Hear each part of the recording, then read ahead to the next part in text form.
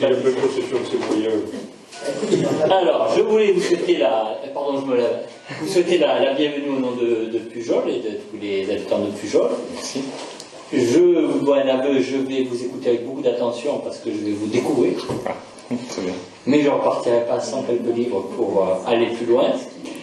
Si vous permettez, je vais quand même remercier Romain qui nous fait le plaisir et le bonheur d'animer aussi régulièrement des séances comme ça. Et c'est important pour nous d'avoir une bibliothèque vivante et animée et qui nous fasse découvrir des auteurs comme vous et comme d'autres.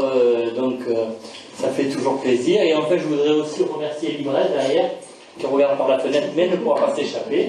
On compte sur elle pour tout à l'heure aussi. Donc c'est une librairie indépendante, la dernière, je dirais, du secteur, et à laquelle nous tenons beaucoup et avec laquelle nous cherchons aussi à avoir le meilleur des partenariats. Donc merci à tous et puis impatient de mieux vous connaître. Merci. Merci beaucoup.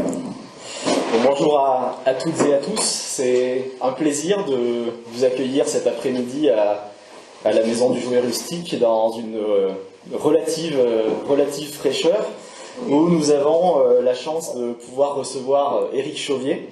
Donc je suis le travail d'Éric et je l'admire depuis de nombreuses années. Éric aurait dû déjà venir en novembre 2020. On avait prévu une date de rencontre, mais le contexte sanitaire nous avait amené à annuler. Et je suis donc très heureux qu'Éric soit parmi nous aujourd'hui. Un grand merci à toi d'avoir accepté l'invitation, d'être venu à Pujol. On va en parler tout à l'heure. Alors pas Pujol, mais tu es déjà venu à Villeneuve-sur-Lot. Et le temps que tu avais passé à Villeneuve-sur-Lot a donné lieu à l'écriture d'un livre. Donc vous me connaissez bien, j'ai préparé énormément de questions, mais n'hésitez pas, avec un fil rouge dans ces questions, mais n'hésitez pas si vous avez vous-même des interrogations, des remarques, des choses à demander à Éric. À la fin de notre échange, vous pourrez bien sûr faire l'acquisition des livres auprès de la librairie Livresse, qui est représentée cet après-midi par la resplendissante. En toute objectivité, hein. Je change d'adjectif à chaque fois. La version la plus attractive du couple. Voilà. Je me demandais quel adjectif tu allais choisir cette fois-ci. Voilà. Donc, pour vous faire l'acquisition des livres et si vous le souhaitez. T'es troublé, hein? Troublé. On va en parler de troubles et de malaise, de dissonance. Et donc vous les faire dédicacer par Éric.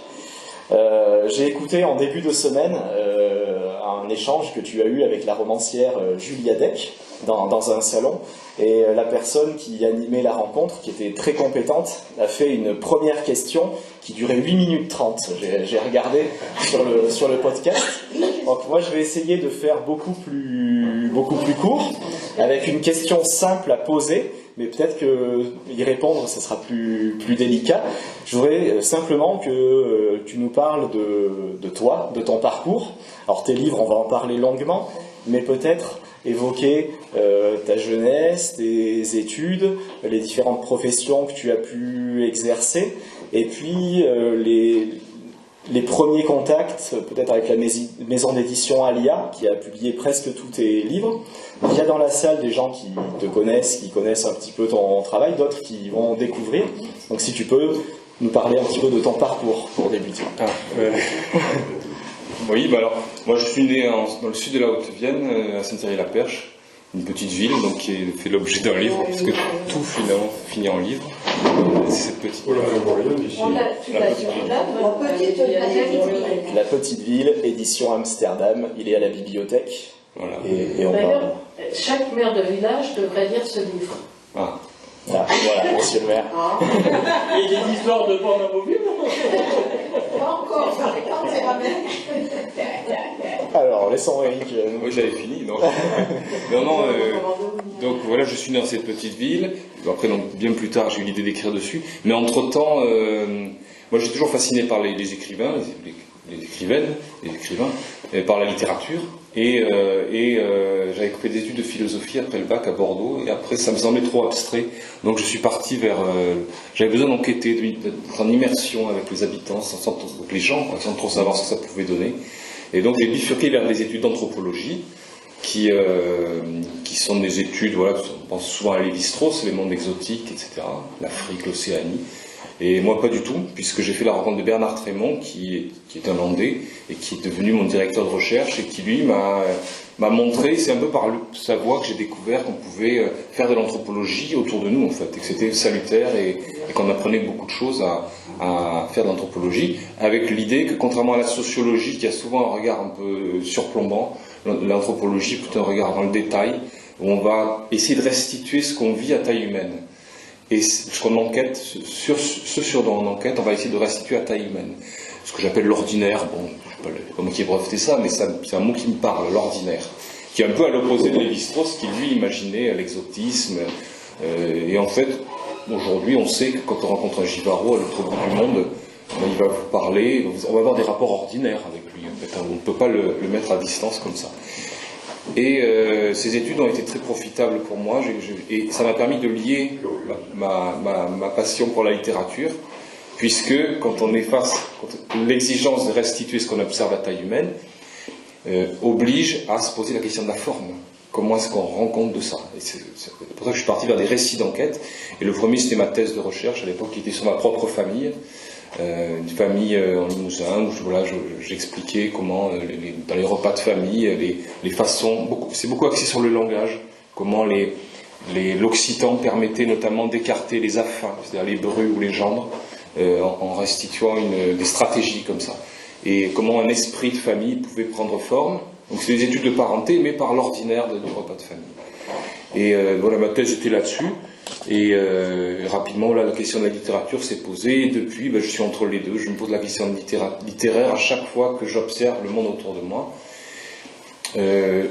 Partir sur ce projet-là, c'était passionnant, sauf que ça amène à rien en termes professionnels. C'est-à-dire que les commissions CNRS ou CNU, c'est les commissions de recrutement au niveau universitaire, ont considéré très clairement que ce n'était pas de l'anthropologie, que c'était...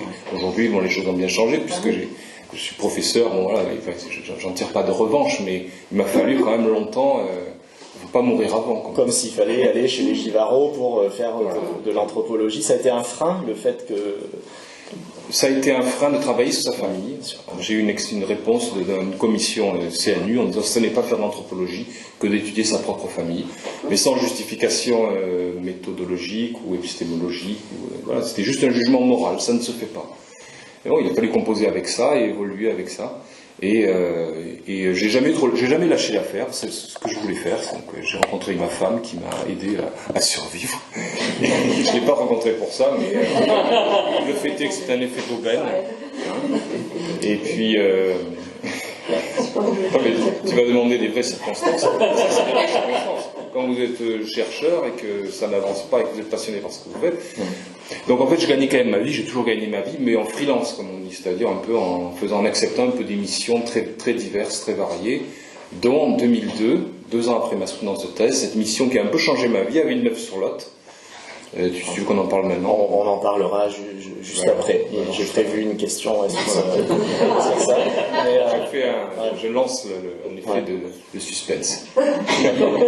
Alors, justement, ma question suivante, c'était l'idée que cette anthropologie de l'ordinaire, qui a donné son titre au livre, qui est sûrement le livre le plus théorique que tu as écrit, un essai, voilà, chez Anacarsis, cette anthropologie de l'ordinaire, avant qu'on illustre avec d'autres livres, j'aimerais, si possible, que tu essayes de nous en donner les grandes lignes, de nous la définir, et finalement, ce qui ne te plaisait pas dans l'anthropologie traditionnelle, classique, de Lévi-Strauss, de Descola, et ce qui t'a semblé être une singularité, dans une volonté, toi, d'explorer ton environnement proche. Comment tu la définirais pour les gens qui ne l'ont pas lu? Qu'est-ce que l'anthropologie de l'ordinaire? C'est une... Si vous avez peut-être lu Philippe Descola, non? Vous avez lu? Oui. Quand on lit Philippe Descola, qui est quelqu'un qui est par ailleurs très sympathique, pour qui j'ai de l'estime, peu importe, mais quand on lit Philippe Descola, il y a une double rupture. il y a une rupture vis-à-vis de ceux qui l'observent, donc des Indiens amazoniens, qui ont rarement la parole. On a souvent affaire à des concepts, en fait, qui viennent se superposer à la parole des Indiens. Ça, c'est la première rupture. Et l'autre rupture, c'est une rupture avec les lecteurs, au sens où on a du mal à se projeter dans la littérature de Philippe Descola, dans les textes, parce que ce sont des concepts, c'est des systèmes de concepts.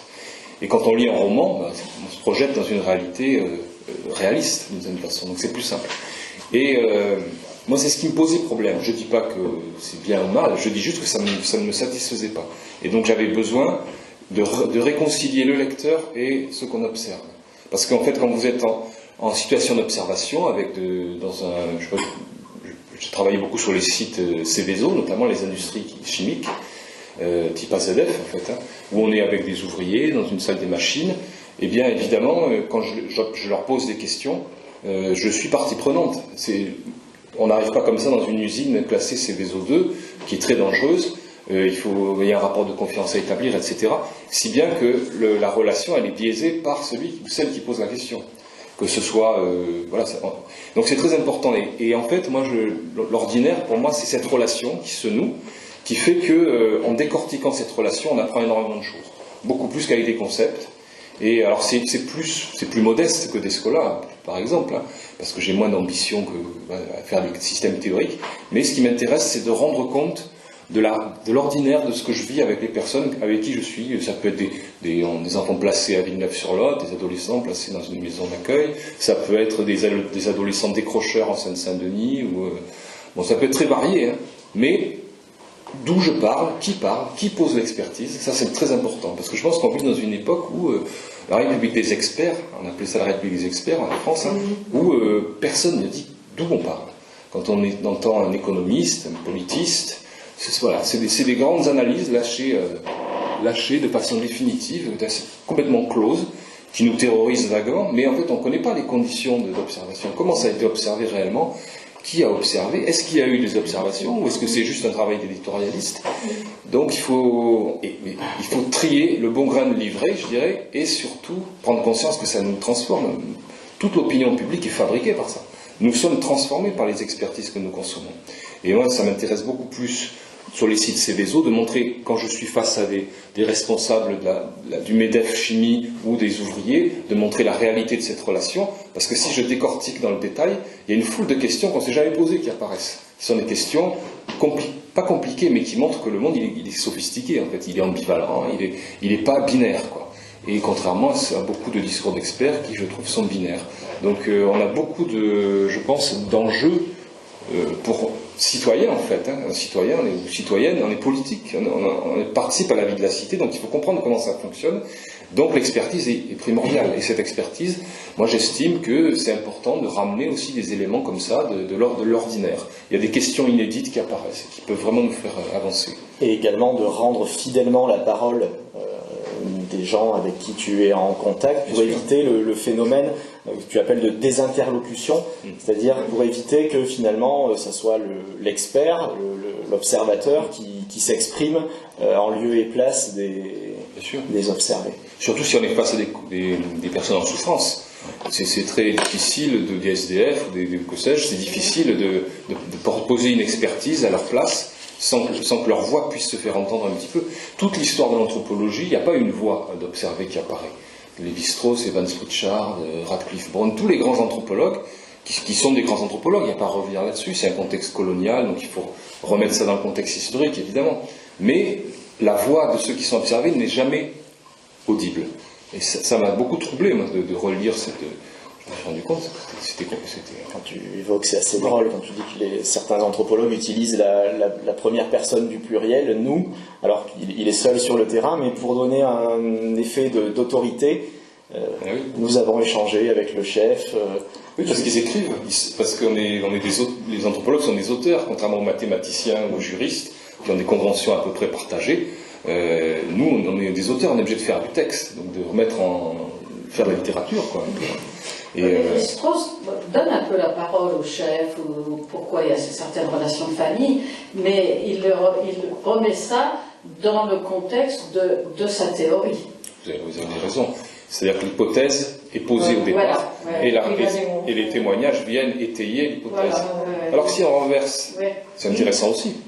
Et souvent dans des ouvrages différents, pour Descola, il sépare Les Lances du crépuscule, où c'est pas mal d'observations, et Par de la nature et culture, où là par contre c'est que de la théorie et que des concepts Oui.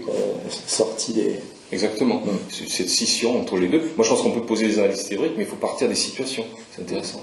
Et donc vous arrivez à quelle hypothèse ou quelle... On arrive à des réalités beaucoup plus ténues. Si je prends l'exemple des adolescents placés, là on comprend que ça évite de juger des gens comme des communautés en souffrance, ou les SDF, ou les punks à chiens, ou les adolescents décrocheurs, que sais-je. On se rend compte, quand on rentre dans la finesse de la relation humaine, qu'on a des récits de vie, en fait. Et ça change tout. On n'a pas affaire à des groupes, qui seraient des groupes qui souffrent, ou qui font souffrir, ou qui sont des délinquants. On se rend compte que c'est beaucoup plus subtil. Et évidemment, ça amène à douter.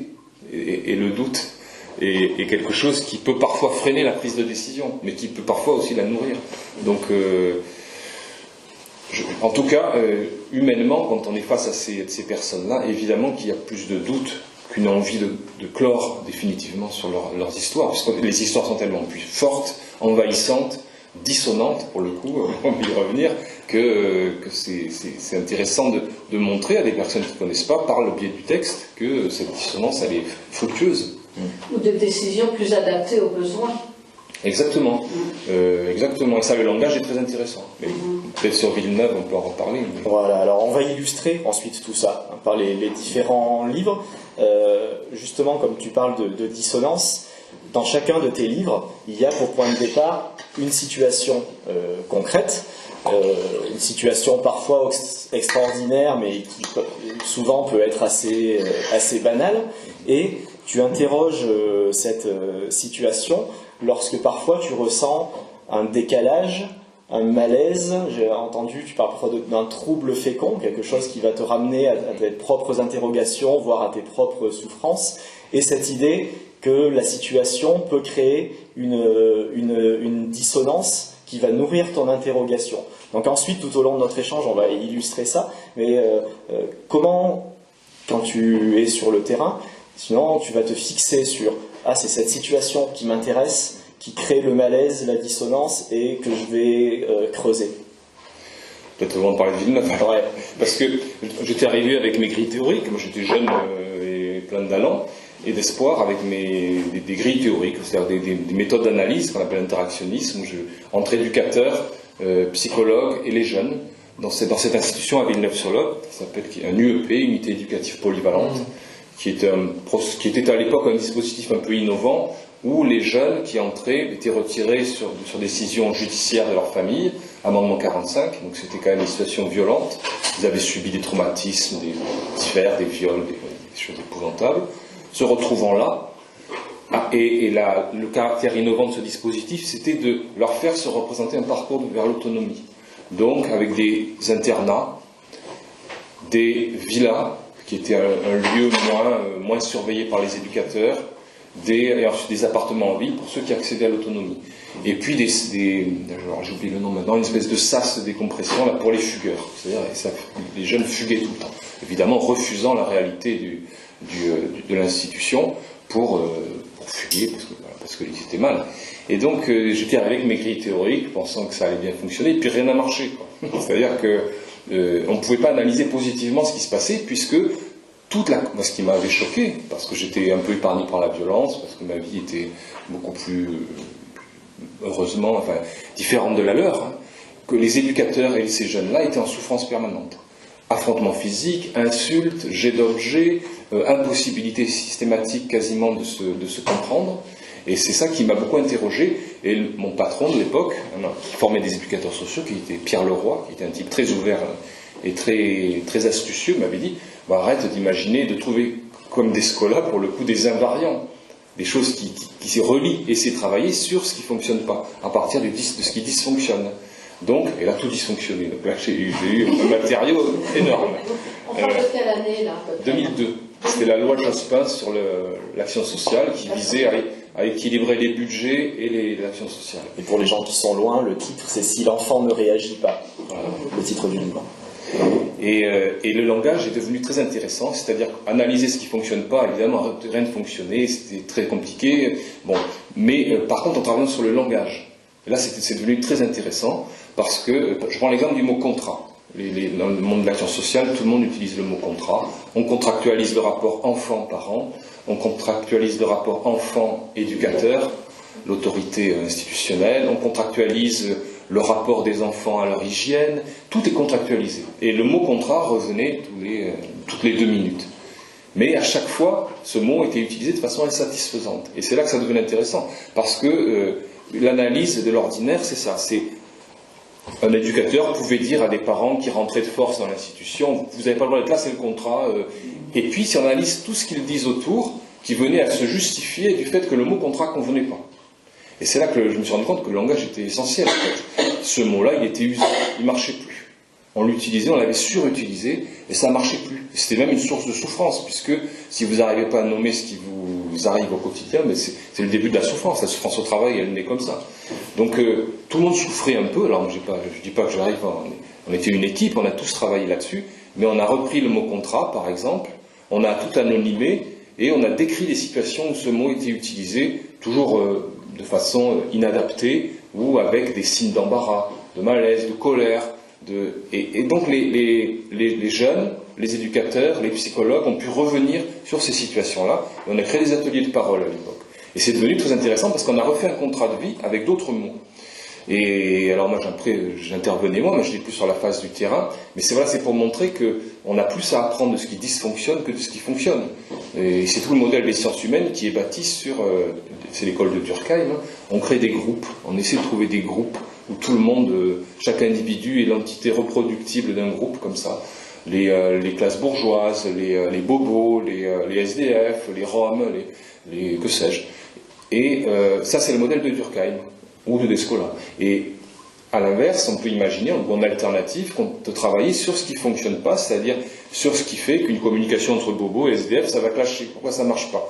Et travailler plus sur l'impossibilité de cette communication, parce que, en fait, quand il y a une anomalie dans la communication, cette anomalie, elle va générer en sa périphérie comme ça des comportements adaptatifs. Et c'est là que ça apparaît le sens des situations. En fait,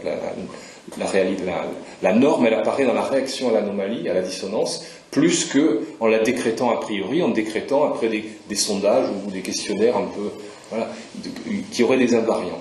Donc moi je travaille toujours en micro, on pourrait dire, c'est des toutes petites situations, mais qui présentent, ne postulent pas à la représentativité, mais qui peuvent engager des questions du coup. Ce mot contrat, c'est très intéressant parce que on peut l'adapter à tout. Le mot économie aujourd'hui, dans nos vies de tous les jours, économie, ça veut dire quoi l'économie? Dans le monde, vous prenez le mot économie, il y a une définition par occurrence du mot, une définition possible. Puis il y a beaucoup de mots comme ça, le développement durable, et après voilà, c'est la critique des concepts, évidemment. Les beurs. Les beurs. La génération maghrébine, oui. Ça a tout un contexte, émotionnel bien sûr, important. Bien sûr. Et dans cette institution, donc pour adolescents en difficulté à Villeneuve-sur-Lot, qui a toi créé à la fois ton trouble et ton intérêt, c'est en particulier une adolescente qui dans le livre s'appelle Joy, et en particulier sa voix dont tu parles beaucoup. Donc comment finalement dans ce groupe qui dysfonctionnait, où il y avait beaucoup de choses qui n'allaient pas, c'est cette jeune fille qui finalement t'a particulièrement touché et où tu as eu envie de lui consacrer une partie du livre? Alors voilà, j'ai fini par faire cette expertise que je vous ai décrite tout à l'heure, qui a bien fonctionné auprès des éducateurs, on était ravis, mais à la marge, il y a toujours des choses qui se passent. Et là, cette voix de cette adolescente doit me bouleverser, parce que ça me renvoyait à une personne malade de mon entourage. C'est la même voix blanche, vous voyez, voix en orthophonie, on appelle ça désaffectée, parce qu'elle était en souffrance, parce qu'on était caché, j'imagine, elle avait vécu des choses affreuses. Et le fait que ça, c'est quelque chose de très curieux, que ça vous renvoie à quelque chose de vous-même. Normalement, vous êtes là, comme dit Lévi-Strauss, c'est le regard éloigné. On doit mettre à distance. C'est l'objectivité qui est impossible, mais mettre à distance. Voilà. Alors, pour Lévi-Strauss, c'est possible. Et moi, je n'en sortais pas de ça. C'était quelque chose qui me bouffait intérieurement, le fait qu'il y ait une correspondance entre la voix de cette jeune fille et la voix d'une personne malade de mon entourage, que j'avais observé dans le cadre de ma thèse. Et j'ai décidé d'assumer cette posture, d'où le quatrième de couverture un peu énigmatique de Alia. Il y a toujours une phrase, c'est l'observation réalise l'observateur. C'est-à-dire que l'observation, c'est une forme d'initiation. C'était une initiation pour moi, de comprendre aussi ce que j'avais voulu dire dans ma thèse par la voix de cette jeune fille. Et c'est quelque chose de totalement incongru, j'aurais jamais dû Mais sauf que l'enquête, elle nous renvoie des fois à des parts insoupçonnées de nous-mêmes, et c'est là que ça devient intéressant. C'est très réflexif, évidemment. Ça nous renvoie à ce qu'on a vécu. Et la souffrance des autres peut être le déclencheur de ça. Et c'est intéressant à travailler aussi de ne pas cloisonner. Moi, j'ai beaucoup de collègues qui travaillent sur des choses beaucoup de souffrance. Hein, le sida en Afrique, en fin de phase terminale. Alors, ils vont en parler au début, puis après, on passe à l'objectivité. Mais moi, je sais, parce qu'on en parle, qu'ils sont continuellement bouleversés par ce qu'ils traversent. Et c'est ça la vérité d'une expertise, pour moi, elle est dans le fait d'assumer pleinement, y compris les choses qui nous renvoient à nous-mêmes. Sauf que là, j'ai fait 2 livres. J'ai fait un texte pour Jospin, pour l'action sociale, pour l'évaluateur, et puis un texte chez Alia dont je suis content, parce qu'on n'est pas toujours content de ce qu'on fait, mais celui-là me plaît beaucoup parce que il travaille des choses parce qu'il a eu des résonances dans l'action sociale après. Des personnes, les éducateurs, ça leur parlait aussi. Est-ce que parce qu'on est confronté à une souffrance, la souffrance des autres, on n'a pas questionné la nôtre, alors même que c'est lié. Et ça décoince beaucoup de situations, ça. Et pas que dans c'est un orphelinat, donc c'est la souffrance un peu extrême, mais pas que, dans d'autres situations. Donc vous pourrez lire ce livre en sachant qu'il a été écrit à partir d'une expérience à Villeneuve, alors que dans le livre, moi, quand je l'ai lu, je ne le savais pas. C'est après, lors d'un échange qu'on a... il y a déjà les chaleurs du Lot-et-Garonne, un peu avec parce qu'il y a des jeux d'ambiance. Malheureusement, aujourd'hui, c'est vrai, ça ne va pas démentir la chaleur. Mais quand je me souviens de cette enquête, il y a des climats, il y a des ambiances qui sont liées aussi au Lot-et-Garonne.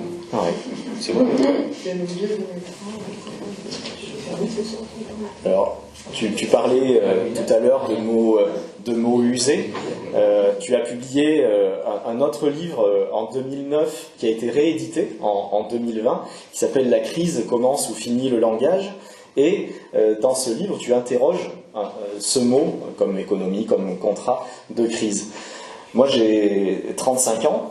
Depuis que j'ai 20 ans, depuis 2008, j'ai l'impression de vivre sans arrêt. On est en crise quand elle n'est pas financière, elle est économique, elle est climatique, elle est sanitaire. Et tu parles de ce mot qui est utilisé sans arrêt, comme une forme de paravent, et comme un obstacle à essayer de comprendre une réalité plus complexe. Donc, je sais pas si tu connais le travail de Franck Lepage, aussi, voilà, qui parle de tous ces mots et de désintoxication du langage. Donc, qu'est-ce que tu veux nous dire sur cette question de mots qu'on emploie, parce que dans certains de tes livres, c'est une expression, un mot, une phrase employée qui va déclencher ton intérêt. Le titre est éloquent, la crise commence ou finit le langage, c'est-à-dire que la crise va apparaître pour nous, c'est la crise de 2008, la crise des subprimes, où beaucoup d'experts, dont Jacques Attali, qui à l'époque en parlait beaucoup, prenait souvent la parole, et j'étais stupéfait d'écouter comment ce mot crise était utilisé, mais de façon assez ésotérique. Ça, on ne comprenait pas vraiment ce que ça voulait dire. On avait l'impression d'une réalité, mais cette réalité, elle était opaque. Et c'est ce que j'essaie de montrer dans ce petit livre, que la crise n'existe qu'en nous terrorisant, et nous sommes terrorisés parce que nous n'avons plus les mots. En fait, si on nous avait donné les coulisses réelles de cette crise, c'est-à-dire les salons lounge où les traders vont se reposer après le trading, les salles de vente, les salles de bourse, etc. Il y a un contexte, on peut l'étudier anthropologiquement, la crise, c'est possible, mais ce n'était pas donné. Et donc on parlait de crise de système, on parlait de crise. Donc il y a plutôt un langage imagé, parce que le langage des économistes est beaucoup un langage qui reprend des métaphores, des éléments un peu anxiogènes, qui vont nous donner l'impression d'une réalité, on se projette dans cette réalité, et finalement, cette réalité, elle n'existe pas. Et pour moi, la crise, je ne dis pas que la crise n'existe pas, parce qu'elle a eu des effets désastreux pour beaucoup de personnes, évidemment, sauf que il n'y a jamais eu de mots ni de contexte à cette crise, qu'en tout cas nous n'avons pas été dressés ou éduqués à comprendre ce qui s'est passé. Donc c'était un peu le sens de ça. Et puis dans la réédition, ce qui était intéressant, c'est que 2008-2009, c'est le moment où les GAFA, Twitter et Facebook, multiplient par 2000 leur pourcentage de bénéfices, leurs bénéfices. Et c'est intéressant de voir comment, à ce moment-là où la crise nous habitue à accepter une information sans la comprendre, sans avoir de prise dessus, que les GAFA et que ces réseaux sociaux augmentent de façon exponentielle. Et ça m'a beaucoup troublé, ça. Et en fait, je crois que c'est le même langage, c'est-à-dire qu'on est sur Facebook comme on comprend la crise, pour moi. Et voilà, parce que je raconte Donc tu as ajouté, dans la réédition, tu as ajouté un texte qui s'appelle exactement Comment la crise a généré les réseaux sociaux. Voilà. Ouais. Parce que je pense que sans cette crise-là, parce qu'en fait ça nous aurait semblé absurde un tweet par exemple du président Trump qui en a abusé, ça nous aurait semblé complètement absurde. L'histoire passe très vite, hein, mais il y a 20 ans, ou juste avant la crise, ça nous aurait semblé absurde, ou de pouvoir communiquer d'une certaine façon. Donc on a été transformé anthropologiquement, dressé d'une certaine façon pour communiquer sur Facebook ou sur Instagram ou d'autres, comme si nous étions dans la vraie vie. C'est des prothèses avec tout un tas d'outils comme ça, de prothèses numériques qui nous donnent l'impression d'être dans la vraie vie. En tout cas, c'est une vraie communication. Mais ça, pour moi, ça n'aurait pas été possible si on n'avait pas eu l'expérience de la crise, c'est-à-dire si on n'avait pas accepté ce contrat un peu fou qu'on peut communiquer comme ça, on peut accepter un événement qui n'existe pas sans le comprendre. Est-ce que ça pourrait être le contraire, c'est-à-dire que l'expansion incroyable de l'Internet et tout ça, justement, n'a pas alimenté aussi la crise? Je veux dire, c'est peut-être la crise qui a alimenté ça, mais ça peut être aussi l'effet circulaire. C'est-à-dire que ces augmentations de bénéfices se font juste après la crise, 2008, ça coïncide. Mais est-ce que ça pourrait être aussi le fait que ça devient de plus en plus général, c'est-à-dire que bon, les gens qui sont doucement et puis tout d'un coup, ça a vraiment explosé. Alors justement, est-ce que ça a explosé parce que la crise ou parce que des gens de plus en plus devenaient familiers avec l'usage de ces instruments? On est toujours entre deux chocs, ce que disait Adorno, c'est ce qui caractérise la modernité. Là, on sort de la pandémie, on bascule avec l'Ukraine. Donc, plus que jamais, ces communications dématérialisées vont faire du sens. Parce qu'on se rend compte qu'on a l'impression qu'on peut appréhender une totalité et appréhender tout le monde à tout instant. Mais en déréalisant notre rapport au monde, quoi, évidemment. Et l'idée que ces chocs empêchent de prendre du recul et le temps de la réflexion, où on est toujours dans l'urgence de devoir gérer une crise puis une autre. Bien sûr, bien sûr. Mais ça serait la possibilité de s'investir de façon citoyenne dans le monde, de participer à la vie de la cité, c'est être capable de questionner ces changements-là. Mais les derniers événements, effectivement, nous ont laissé, sont dans le prolongement de la crise de 2008. La crise de 2008 est vraiment un déclencheur. Et je pense que c'est une vraie transformation anthropologique de pouvoir considérer qu'on est en train de communiquer réellement avec quelqu'un, alors qu'on n'est pas en train de communiquer réellement avec quelqu'un. Ça, c'est une vraie transformation anthropologique. Et si on compare avec l'homo habilis, l'homo habilis invente le pointer du doigt, c'est-à-dire une capacité à se référer à un contexte. Il montre quelque chose assez semblable. Et on n'a plus le pointer du doigt, en fait, avec les GAFA. C'est-à-dire qu'on a perdu cette capacité à nous référer à des contextes. Quand je dis ça, ça ressemble à une blague, mais c'est la réalité. Je peux communiquer, on a eu quelques échanges sur Facebook quand j'y étais encore, mais je me référais à Romain Boissier qui était un personnage virtuel, quoi. Il n'y avait pas de référence à un contexte. Donc évidemment, ça nous semble évident aujourd'hui, mais on n'imagine pas à quel point ça nous transforme. Ma femme est orthophoniste, les enfants ont un rapport à la réalité qui n'est plus le rapport à la réalité que nous avons connu. Et du coup, ton choix de quitter Facebook, c'est aussi pour prendre du recul, du retrait, pour ne pas être submergé par ces fameux mots. Il faut joindre ses convictions, ses actes et ses convictions. Donc, pour moi, c'est vraiment quelque chose de négatif, quoi, de très Je pense qu'il faut au contraire renouer avec des contextes. Il y a une crise de l'expérience dans ce pays. Les gens, évidemment, on voit les votes identitaires sont des votes parce qu'on n'a plus de contexte. Parce que à Saint-Thierry-la-Perche, dans la petite ville, il y avait des taux d'immigration très bas. Pour autant, le vote Rassemblement national ou Zemmour a été très très fort. Parce que c'est une crise d'expérience. C'est pareil dans les petits villages où le RN est très haut, bien souvent il n'y a pas un seul immigré dans le village. À Pujol, additionné, on doit arriver à 35% au premier tour, Le Pen plus Zemmour, je crois. Ouais, ça peut être fort. Hein. De la Nouvelle-Aquitaine, c'est en Lot-et-Garonne qu'elle a Le seul département des 12, c'est le Lot-et-Garonne. Oui, de Nouvelle-Aquitaine. Mais bien sûr, c'est sur fond de problèmes socio-économiques. C'est-à-dire que le maire de Pujol ne rigole pas suffisamment dans son environnement. Il faut qu'on remonte Il y a aussi, je pensais à une crise qui a été assez déterminante, enfin surtout peut-être au début aux États-Unis, c'était quand même l'attaque du World Trade Center et la guerre d'Irak qui, pour la première fois, pratiquement, a été complètement dématérialisée. C'est-à-dire, on lançait des drones, on tuait des milliers de gens, mais c'était comme un jeu... Vu de l'Occident, elle était dématérialisée. Oui, Ceux qui tombaient les bombes, c'était très matérialisé. matérialisé. Comme un jeu, tu sais. Donc, pour moi, ça a été vraiment ce tournant. Bien sûr, vous avez tout à fait raison, et même l'expertise des armes chimiques de Saddam Hussein, qui s'avère être une contre-vérité. Voilà, on peut s'arranger aussi avec la vérité à partir de la si c'est dématérialisé, si on est à distance. Si on reparle du vote identitaire, on va dire, il suffirait que ces personnes rencontrent une fois simplement un migrant vrai, parlent une demi-heure pour que ça change complètement leur vie. Tout à fait. Ça tient juste à ça, en fait. C'est ça qui est un manque cruel. Et évidemment, le repli sur soi, c'est surtout un repli sur les réseaux numériques, enfin, à mon sens. J'ai vraiment l'impression d'être un vieux schmuck. Enfin, d'être un peu ringard en disant ça, c'est ça le problème.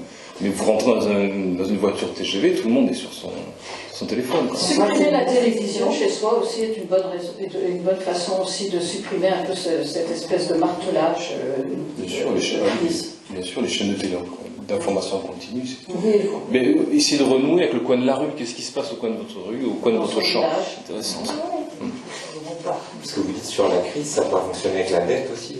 Ah oui, bien sûr. Qui renvoie, qui détient la dette, quelle somme, ça n'a plus de référent. C'est le livre de Sandra Lucbert. Ouais, je pensais à Sandra Lucbert, justement, sur le ministère des Comptes Publics et sur quel point c'est le langage des on a 40 millions à sortir, on trouve comme ça, on ne sait pas nous. Mais... Oui, puis c'est asséné, un gros bloc, c'est là, d'ailleurs c'est là. Et pas justifier des réformes.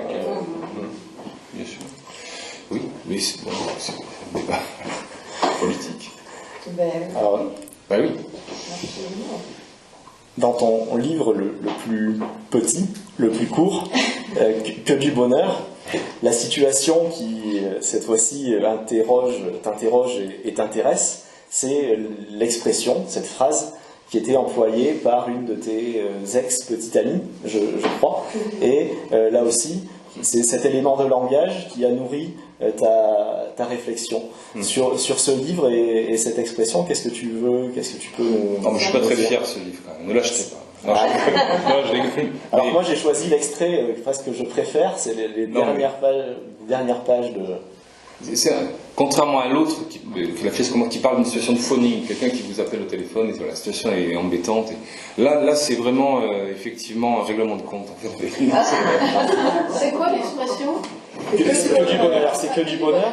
Donc c'est un dispositif pour essayer de comprendre pourquoi cette jeune femme à l'époque ne cesse de répéter que du bonheur. C'est une expression qui a fleuri à l'époque. Et puis je ne juge pas les personnes qui le disent, si vous voulez. Simplement, je trouvais que cette expression, elle pouvait s'adapter comme le mot contrat pour une dernière robe qu'elle s'achetait, pour un voyage sous les tropiques, ou pour la victoire d'un club de football.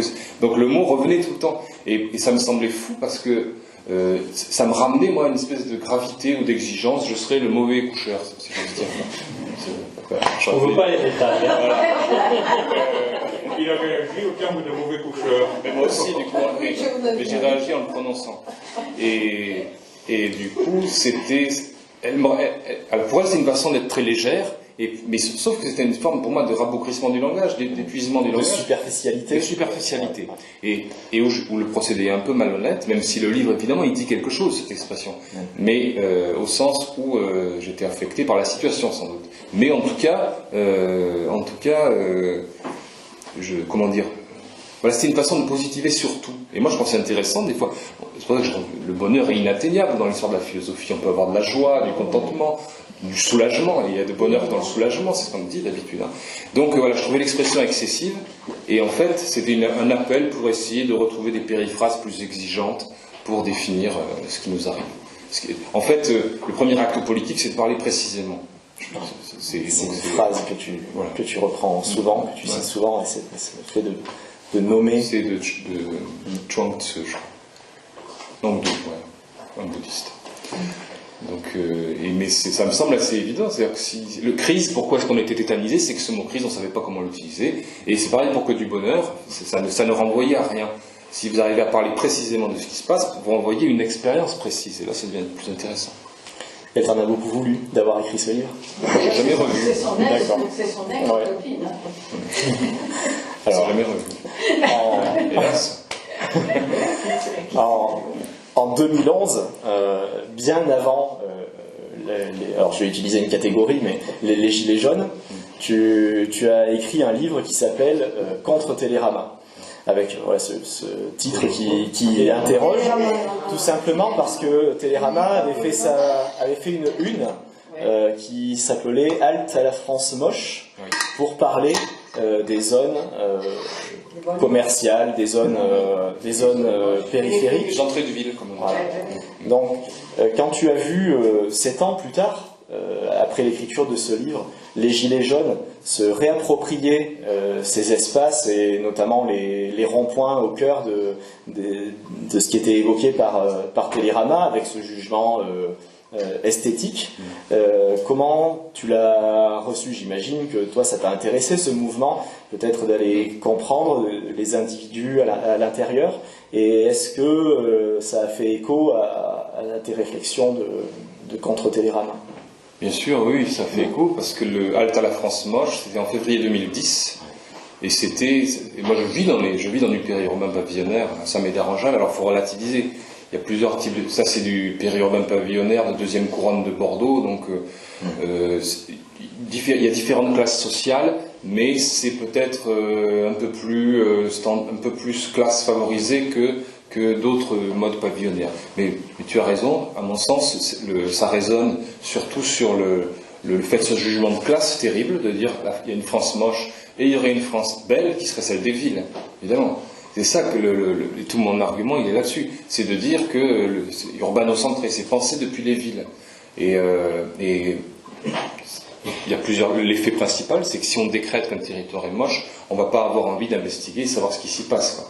Et donc c'est une tentative, ce texte-là, pour essayer de montrer les modes d'habiter, qu'il y a des personnes qui vivent que la vie pavillonnaire, c'est pas juste de la vie moche, et ça n'est surtout pas de la vie moche. Et j'essaie de montrer que c'est un monde, au contraire, où il se passe énormément de choses. Il y a beaucoup plus d'imaginaire, de lieux informels, de lieux divers et variés. Les adolescents vont s'amuser d'une toute façon qu'en ville, de façon beaucoup plus libre, parce que les villes sont très codifiées, si vous voulez. On connaît tous les villes. Bon, vous allez d'un endroit A à un endroit B, vous n'avez pas beaucoup de marge de manœuvre. Dans le périurbain pavillonnaire, c'est au contraire un imaginaire très fort. Il faut voir d'ailleurs toutes les séries qui sont sorties, depuis Les Sopranos jusqu'à Desperate Housewives, etc., qui remettent en scène l'imaginaire de la suburbia américaine et pour nous de la vie pavillonnaire.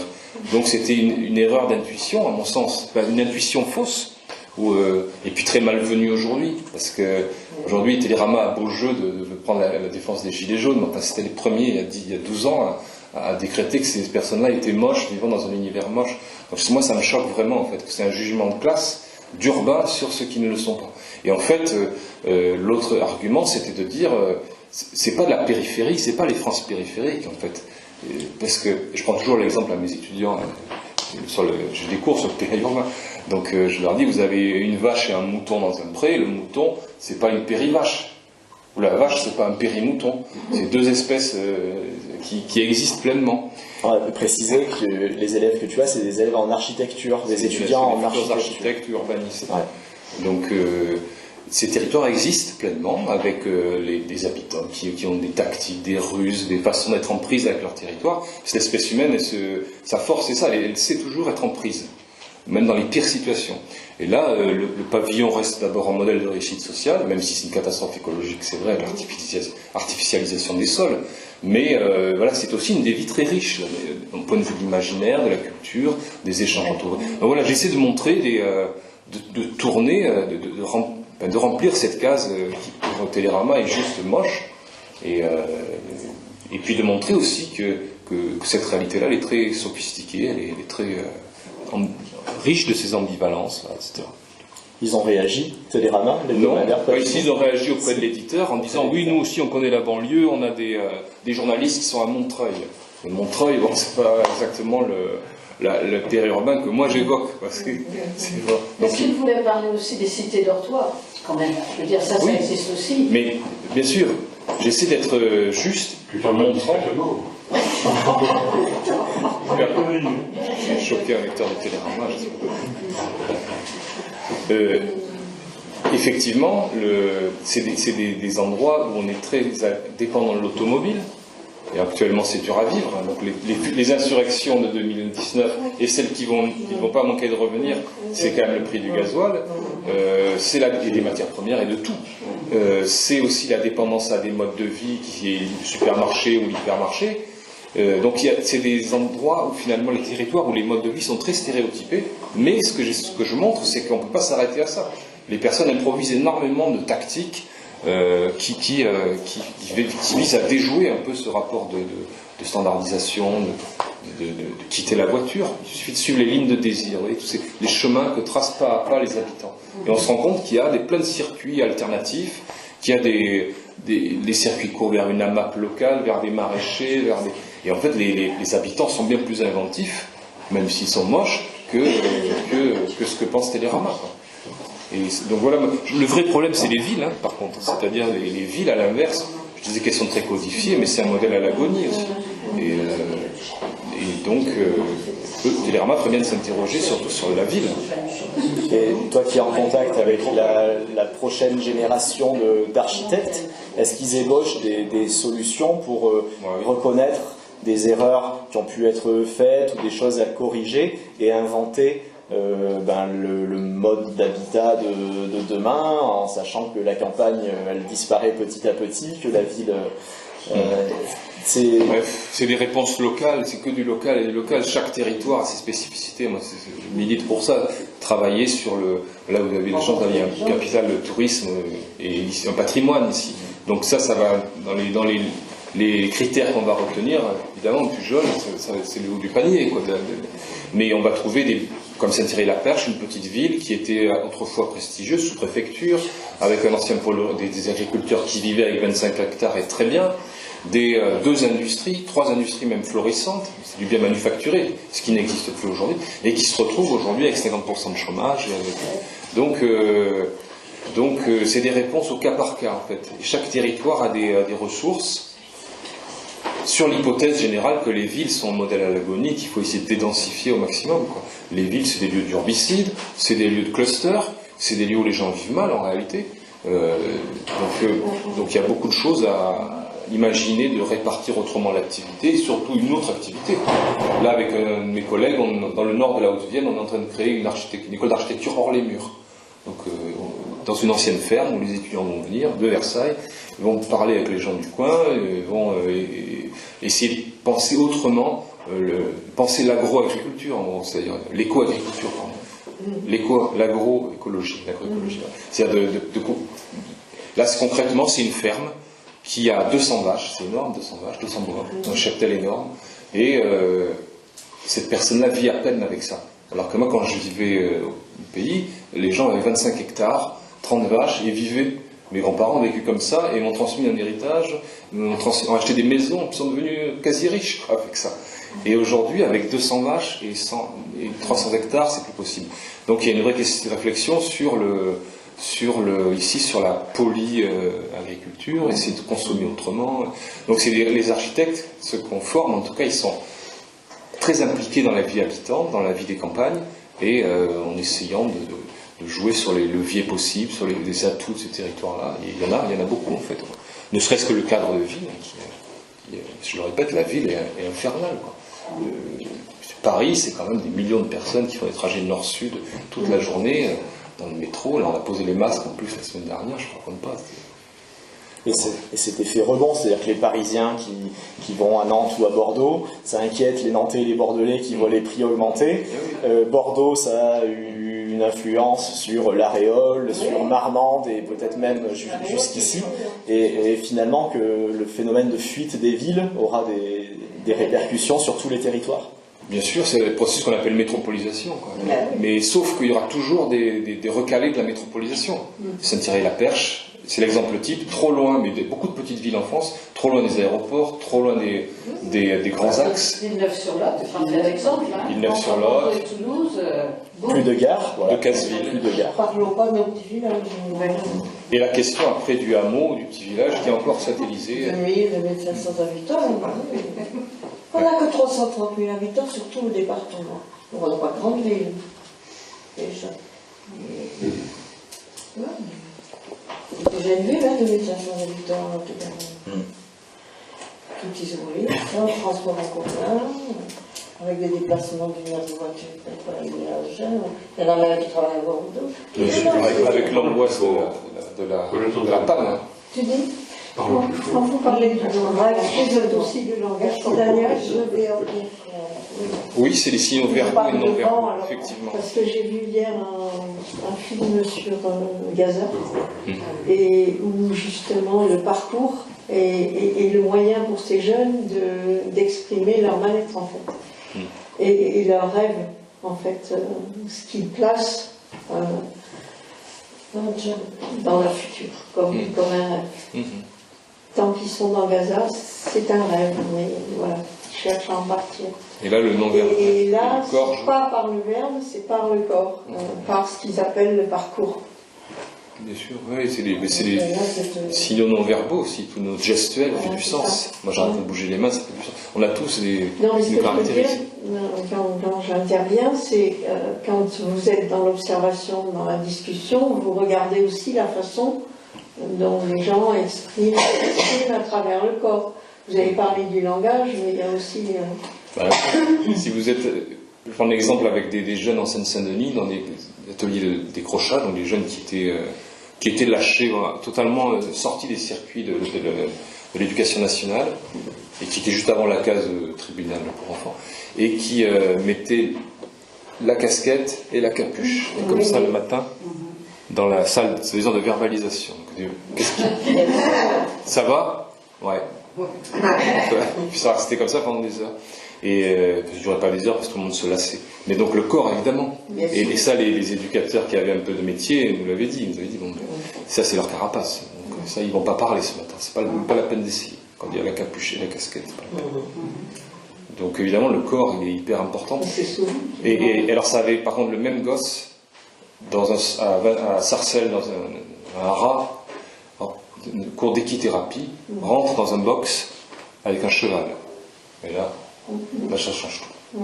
C'est-à-dire que ce gosse qui était toujours hostile, comme ça, renfrogné, prend conscience que ce truc-là, c'est pas un être humain qui lui fait du mal, c'est pas une mobilette, c'est autre chose. C'est l'animal qui est énorme, qui peut le renverser, qui a une odeur.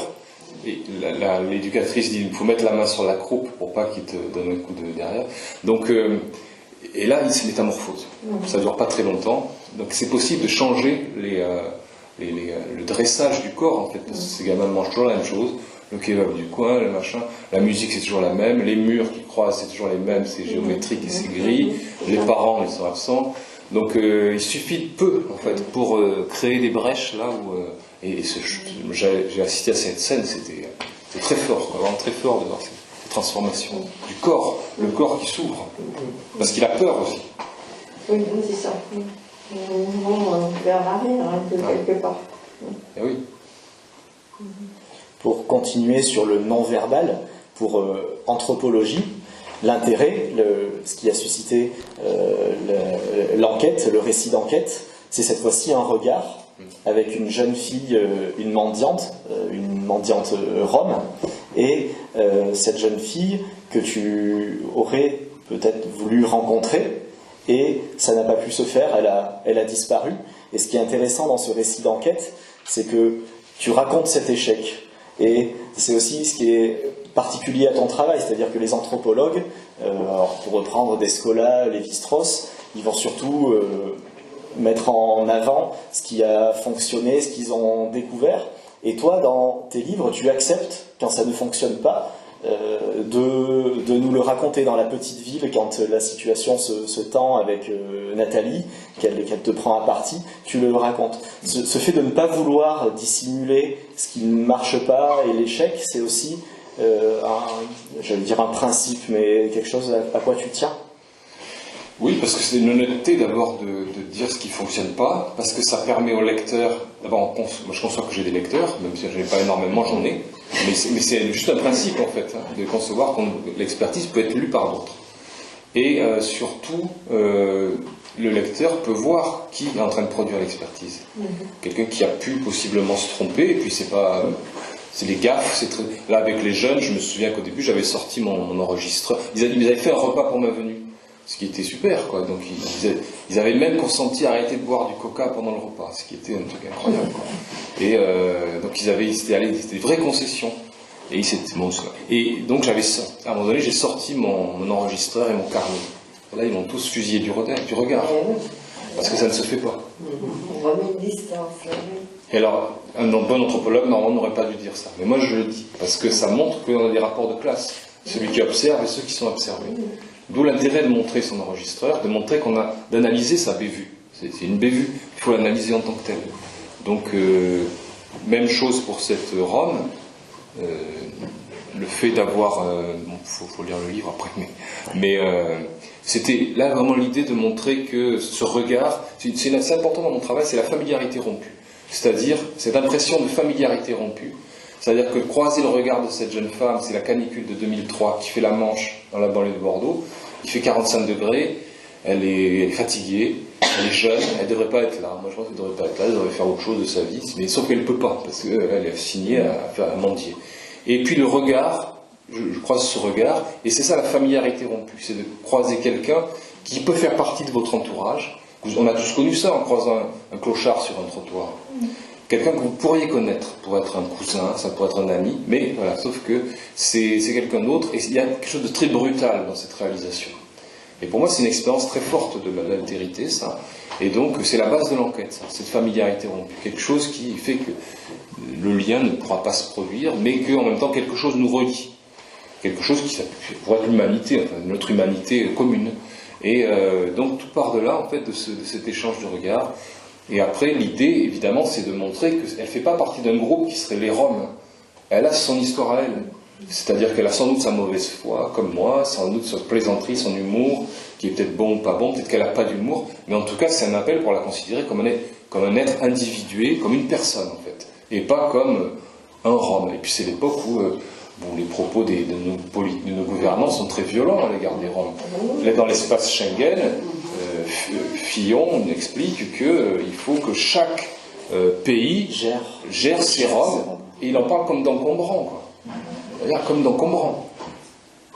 Voilà. Et pour moi, il ne s'agit pas simplement de dire Fillon a tort ou c'est pas bien, c'est juste un problème épistémologique, c'est-à-dire comment on produit du savoir. Et si on se met à comprendre qu'on peut comprendre cette jeune femme dans son histoire personnelle, alors on ne peut pas accepter le discours des gouvernants qui tend évidemment à réduire, à créer des groupes. C'est plus facile d'avoir une réalité avec des groupes. Vous prenez un groupe là, vous le mettez là. Et puis la réalité, elle est simple. Et puis tous les citoyens considèrent que la réalité, elle est simple. Sauf que la réalité, elle est évidemment beaucoup plus compliquée, quoi. Mais est-ce que c'est possible de voir vraiment un rapport individuel? Ah mais non, on est tellement bombardés, on a beaucoup de gens autour de nous maintenant. D'une certaine façon, pour survivre, il faut quelquefois avoir des espèces de catégories. Je ne dis pas que c'est bien ou pas bien, mais c'est un moyen de... Ou alors il faudrait beaucoup plus d'anthropologues pour mieux étudier les nuances et... Je suis assez nuancé pour le coup, c'est-à-dire que je considère qu'on peut faire des expertises avec des sociologies, on a besoin de sociologie sans doute, mais il faut ce contre-pouvoir de ne jamais perdre de vue que ce ne sont pas des moutons dans un pré, quoi. Et encore les moutons. Mais parce que je pense aussi qu'on vit de plus en plus dans un entre-soi. Oui. Quand je suis arrivée dans le village de Pendagenet en 82, et que je vois comment nous y vivons aujourd'hui, il y a une transformation phénoménale qui s'est faite. Quand je suis arrivée sur le rond-point du Campanile, où les gilets jaunes sont là, ça m'a fait 18 novembre, tout le monde disait il n'y a que des fachos, etc. Le 20 novembre, je dis je vais aller voir quand même ce qui se passe. Je suis arrivée, il y avait 250 personnes sur le rond-point. Je suis une militante, j'ai fait tous les manifs, j'ai l'impression qu'on se connaît tous. Je ne connaissais personne. Je n'avais jamais vu aucune de ces personnes-là. Puis à force de vivre jour après jour ensemble sur ce rond-point, oui, on vit très cloisonné. C'est là qu'on se rend. On n'a même plus les fêtes de village avec le bal populaire, où tout le monde se rencontrait plus ou moins, pas du tout. Les ados vont entre eux chez les copains, et puis oui, les catégories de classe sociale sont très cloisonnées, oui. Le mouvement des Gilets jaunes a fait du bien pour ça, parce que les gens puissent se rendre compte qu'il y avait, comme vous le dites très justement, des voisins autour, d'autres personnes qu'on n'aurait pas rencontrées sans ça, parce qu'il n'y a plus de bars en plus dans les campagnes, donc le problème c'est ça. Avant on pouvait aller au bar, mais il y a beaucoup de petites villes où il n'y a plus de bar. Il n'y a plus de bar, non. Le bar était un lieu de sociabilisation, on refaisait la journée. Mais là, on avait des cabanes, n'importe qui pouvait venir manger sans rien payer, etc. On passait tout l'hiver à faire le feu, 2 hivers de suite. Là, ça repart. Mais ça n'a jamais arrêté. À Villeneuve. Ça n'a jamais arrêté parce que la mairie de Villeneuve, quand on a été chassé du Campanile, enfin, on avait fait un arc de triomphe, etc., etc. Et puis, un jour, à 7h du matin, il y a des militaires qui sont arrivés du Lot, des CRS, en 1 heure, il n'y avait plus rien. Donc, bon, on va aller occuper l'eau de la mairie et on y restera tant qu'on n'a rien d'autre. Donc il nous a effectivement attribué un terrain, mais ce n'était pas du tout l'endroit stratégique. Là, le Campanile, vous voyez, c'est reparti à l'autorisation. C'est plus du tout pareil. Pourquoi le Campanile? On dit rond-point du Campanile parce qu'il y a l'hôtel de Campanile à côté. Ah, je crois que c'était. Il a un autre nom. C'est le rond-point. C'est le Oui, rond-point. sur le cadastre, il ne s'appelle pas comme ça. Et le nom, on peut même, c'est intéressant parce que ce rond-point du Campanile est devenu le rond-point d'Olivier, qu'on a nommé, on a donné à un gilet jaune qui est mort à Agen, qui s'est fait renverser. Et finalement, cet individu, dans le groupe, a donné son nom au rond-point, où c'est le rond-point d'Olivier, où un arbre a été planté. Oui, il y a toujours un endroit. Enfin, ils sont surtout connus pour le rond-point du Campanile. C'est fait écraser par un grand rond-point. C'est fait écraser par un camion, mais sciemment. Il était parti soutenir des gens qui levaient les barrières à l'autoroute d'Agen. Parti. Et puis, bon, il y a quelques morts. Qui a roulé sur lui. Ah oui. Ah, c'est un accident, je veux dire, ça n'a pas été un camion qui l'a... Si, madame. Ah oui, d'accord, différentes versions. Il était très en colère et il a accéléré au lieu de... Mais bon, c'est comme ça. On voit à quel point c'est douloureux, enfin, c'est quelque chose... Ah ça, l'enterrement de Lévi, du Campanile, ça a été...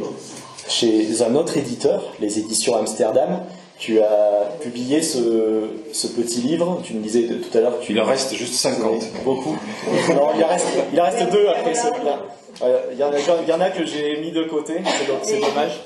C'est dommage. Donc cette petite ville, je pense que ceux qui pourront lire ce portrait qui est fait sur ta ville natale, Saint-Thierry-et-la-Perche, vous pourrez y trouver beaucoup de points communs avec ce qui a pu se passer dans l'évolution de Villeneuve-sur-Lot, avec ce que tu décris, une ville en déprise économique, démographique, avec cette évolution du vote dont tu parlais tout à l'heure.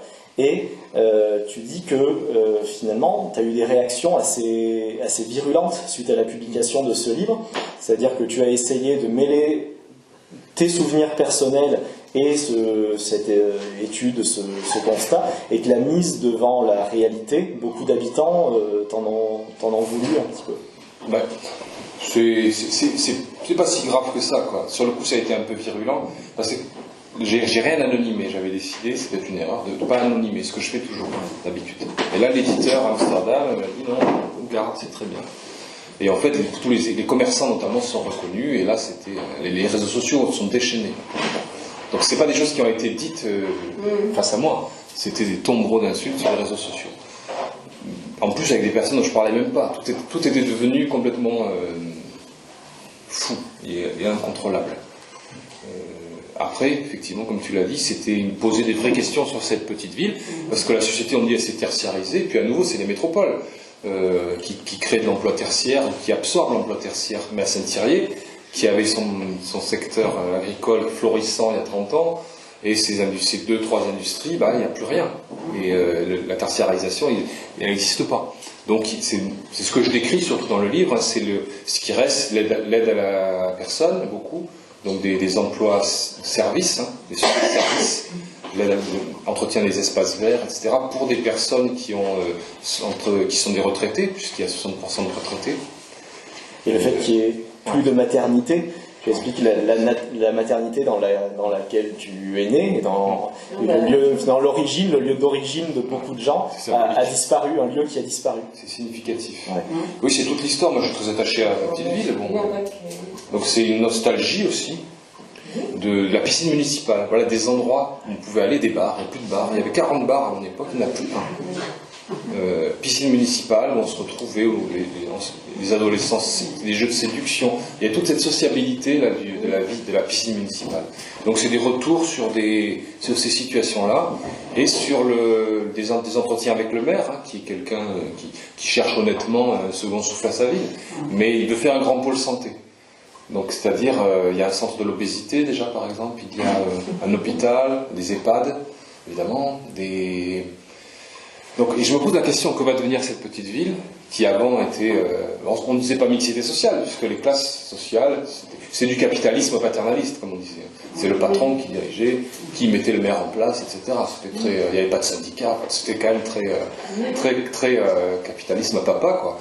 Mais bon, là, les gens avaient des salaires corrects, et puis les gens se plaignaient pas. S'ils se plaignaient, ils étaient évacués. Mais cette ville fonctionnait. Et donc là, on se retrouve avec des situations, parce que les géographes appellent la diagonale du vide. Bon, ça ne veut rien dire, mais voilà, loin des voiries, loin des aéroports. Et c'est une petite ville aujourd'hui qui cherche un second souffle, avec beaucoup d'emplois précaires, qui vivent pour les derniers. C'est les retraités actuels qui sont les derniers à avoir des moyens, en fait. Donc c'est un court terme, cette histoire. Comment cette petite ville va évoluer, c'est une vraie question. Voilà, que je me pose dans ce texte-là. En revenant aussi sur l'histoire, cette petite ville, elle a existé dans la hantise du communisme. Parce que Limoges avait les mouvements des porcelaines de Limoges, et la création de la CGT, la création de la CGT en 1895. Donc c'est un département qui est très rouge, qui est après devenu un peu socialiste, mais qui reste très très communiste. Et le patron local, qui tenait c'est l'imprimerie très importante, avait peur d'une arrivée massive d'ouvriers, avec le souvenir des porcelainiers, qui auraient pu mener, donc ça avait été des émeutes qui avaient fini en zone bain de sang à l'époque, au début du XXe à Limoges. Ils avaient peur de ça, en fait. Et donc beaucoup de petites villes ne se sont pas accrues, n'ont pas développé la voirie, puisque c'est les patrons qui tenaient un peu la ville, et qui pouvaient dire au maire s'il fallait développer ou non la ville. Et donc la ville, elle ne s'est pas développée par sa voirie, par ses infrastructures, elle s'est repliée sur elle-même, en fait, pour éviter qu'il y ait trop de rouge, le syndiqué, tous les mouvements insurrectionnels possibles. Et cette analyse, c'est un historien local, elle n'est pas de moi, hein, mais je trouve qu'elle est très juste. Donc je la reprends dans mon livre en essayant de reprendre aussi l'histoire, de voir qu'on est toujours le fruit de notre histoire, en fait, quoi. Et que l'histoire de cette petite ville, il faut essayer de la retrouver aussi pour comprendre ce qui se passe aujourd'hui. Et donc les effets d'aujourd'hui, sa situation de cloisonnement, elle est liée indirectement à des choix qui ont été faits tout au long du XXe siècle, en fait. Surtout les 2 tiers Mais on peut presque dire ça de la France. En fait, c'est moi qui dis l'histoire de Brodel, de l'histoire de Brodel, l'histoire de la France de Brodel. C'est un peu ça aussi. Le patronat français a quand même bien aplati beaucoup d'avancées sociales. De peur de peur justement de l'avancée du rouge, du socialisme, etc. Donc c'est intéressant qu'à une toute petite échelle, ça peut produire. Et la France est encore très entravée quand même par ces comment on appelle ça, ces élites, ces écoles, l'éducation, enfin tout ça, vraiment, il n'y a pas tant que ça d'ouverture en fait. Et c'est assez cloisonné dans les stratifications sociales. Oui, mais il y a des choses qui peuvent changer, Et cette petite ville, pour moi, c'est une utopie possible. C'est-à-dire qu'on peut imaginer, il y a des gens qui ont des savoir-faire, et on peut imaginer cultiver autrement. L'avantage, c'est que l'agriculture intensive n'a pas tout détruit non plus. Donc il reste de la terre fertile, il reste des savoir-faire, donc il y a des possibilités. C'est un cadre de vie, c'est très agréable. Et il y a beaucoup de retraités qui viennent de la Côte d'Azur parce que c'est trop cher.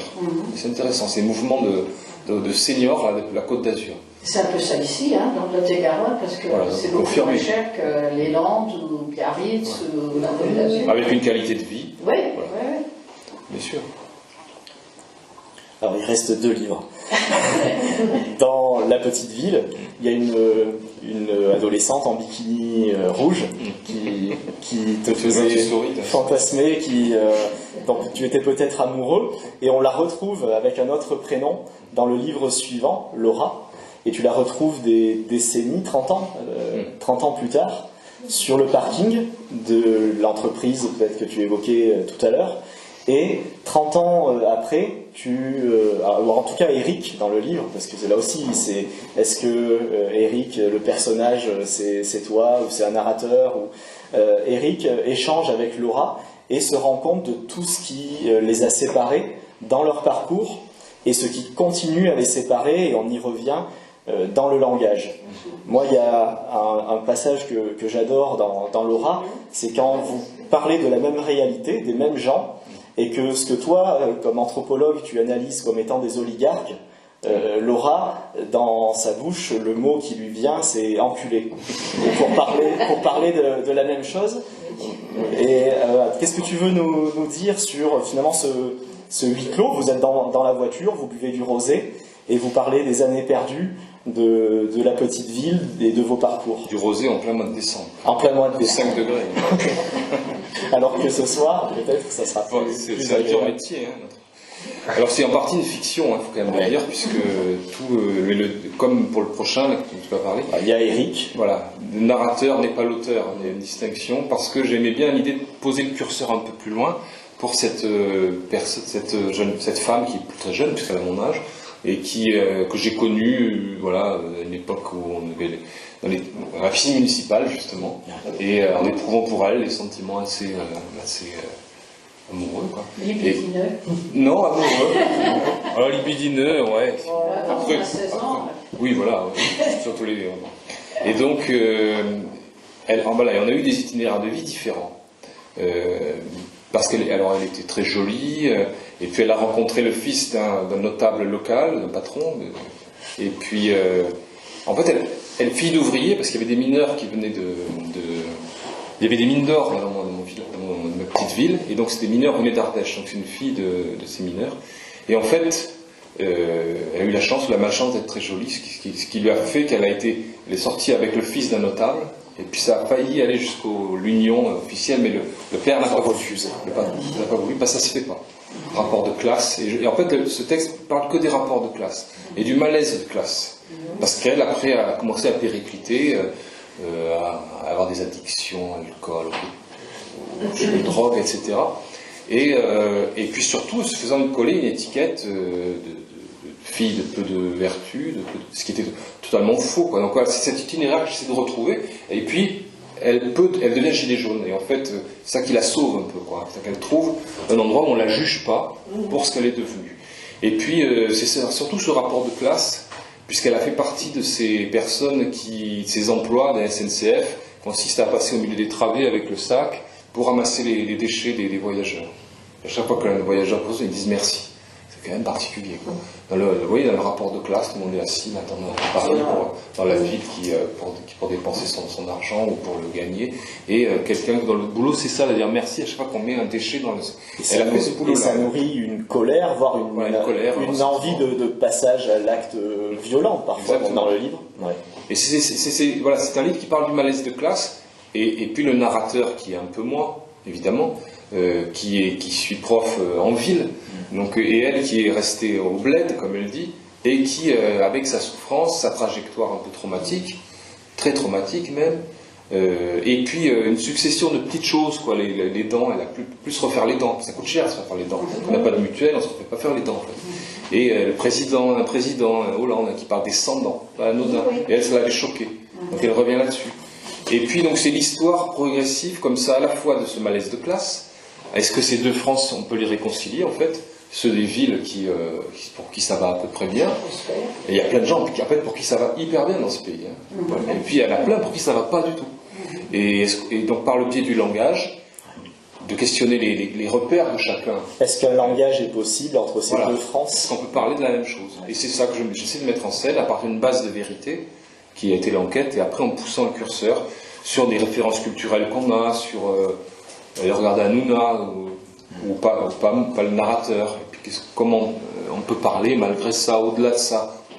Donc c'est lente prise de conscience aussi que permet le mouvement des Gilets jaunes pour ces personnes-là qui ont été humiliées, qui se sentent humiliées en fait, hein, de trouver une dignité, simplement de pouvoir sortir avec les dents en moins sans être jugé, sans avoir l'impression d'être jugé. Et des rapports de confiance. Et de confiance. Dans les groupes.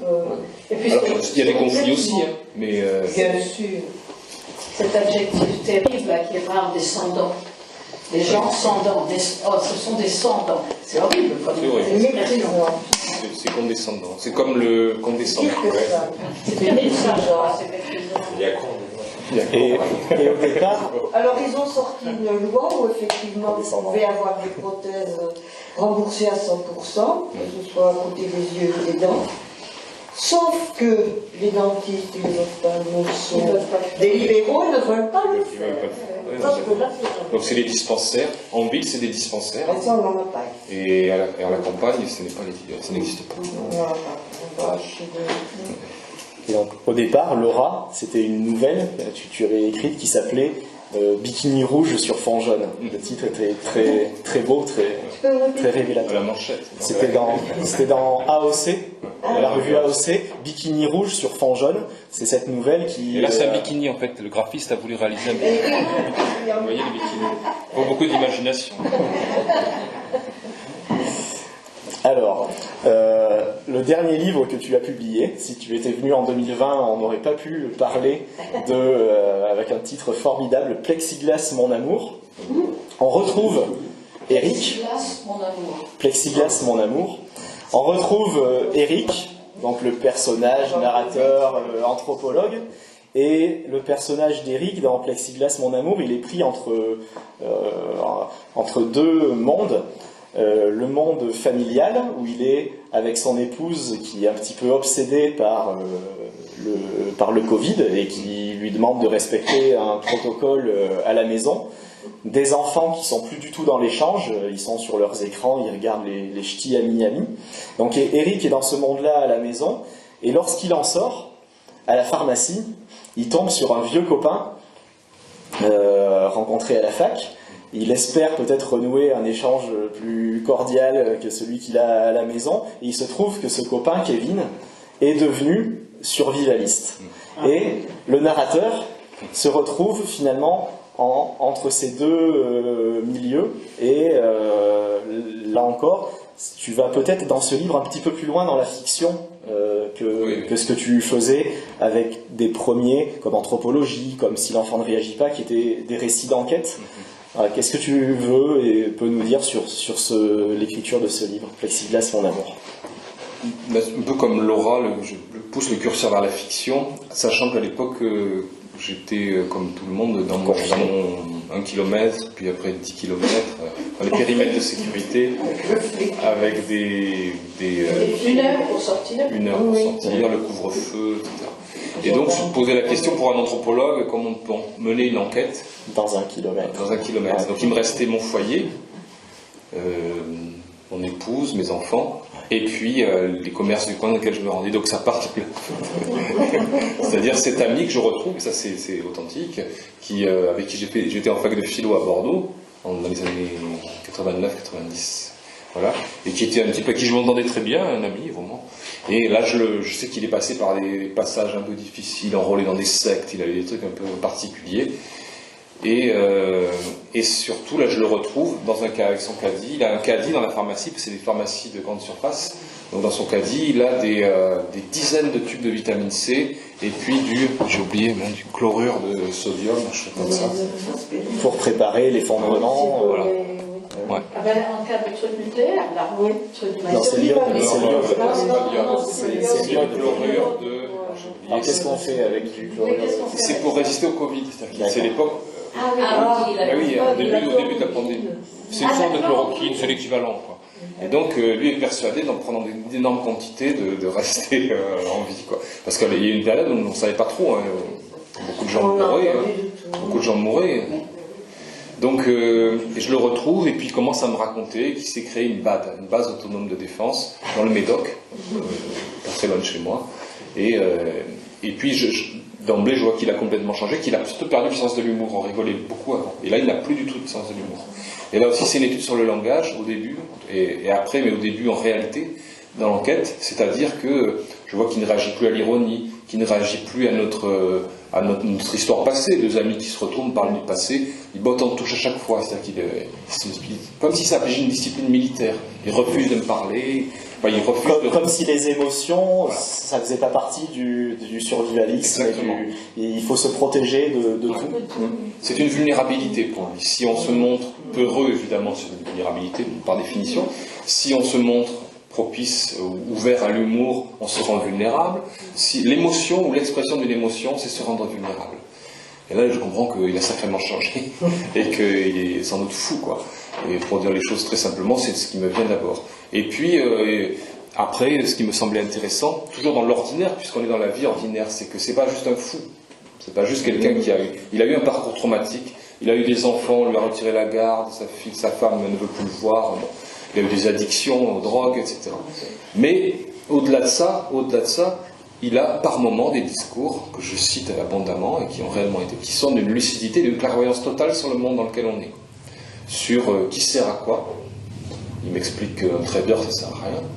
Que si on a besoin de quelqu'un, c'est d'infirmières, c'est de gens qui savent élever des poulets, et qu'il y a plein de gens qui sont purement et simplement inutiles dans cette société. Qui savent chasser, qui savent réparer des choses.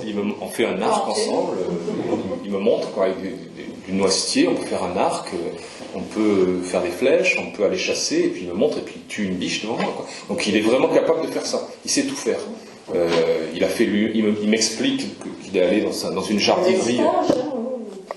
Oui, il suivait un peu des tutos, il a appris progressivement, mais il refuse le monde social, et il s'est complètement blindé, et en fait c'est la théorie de l'effondrement, il sait que ça va arriver, et que ce genre-là il faudra être prêt.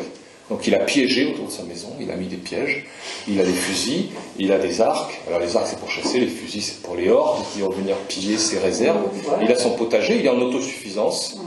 Alors c'est une histoire compliquée, il a retapé une maison que lui a légué son père. Donc il a aussi un rapport, la psychanalyse sera intéressante là aussi, mais malheureusement je ne peux pas lui dire ça parce que non, la psychanalyse n'existe pas, à l'instar des traders, elle est inutile. Ça sert à rien, ça fait pas de biche. Et donc il m'explique, voilà une histoire juste pour vous montrer qu'il est aussi, si on s'intéresse à l'ordinaire, c'est des personnes aussi qui sont intéressantes par certains aspects. Il m'explique qu'il a besoin de tuiles parce qu'il n'a pas d'argent, il refuse le RSA, il vit en autosuffisance totale avec ses volailles, etc. Il veut refaire ses tuiles parce que il va aller acheter des tuiles parce que l'eau s'infiltre par son toit. Il a juste des tuiles à changer. Et sauf que au magasin de bricolage le plus près, l'hypermarché, ils vendent plus de tuiles. Et il m'explique qu'ils vendent des tas de conneries complètement inutiles, des gadgets de déco, mais ils vendent plus de tuiles. Et lui, ça le met hors de lui. Qu'un magasin de bricolage ne puisse plus vendre de tuiles, c'est simplement... Ça le met dans une colère noire. Et à partir de là, il décide de prendre de la terre, de retrouver, il a un four, il fait lui-même ses tuiles. Et je trouve ça très intéressant.